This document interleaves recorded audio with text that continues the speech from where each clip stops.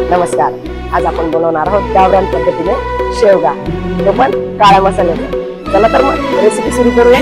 ढगानं आभाळ दाटलया ग, उरात वादळ पेटलया ग. ढगानं आभाळ दाटलया ग, उरात वादळ पेटलया ग. डोळ्यानं मनाला मनाला डोळ्याला गाठलया ग, गाठलया ग. थेंब थेंब ऋणू जुणू वाजते वाऱ्याच्या पायात चाळ ग.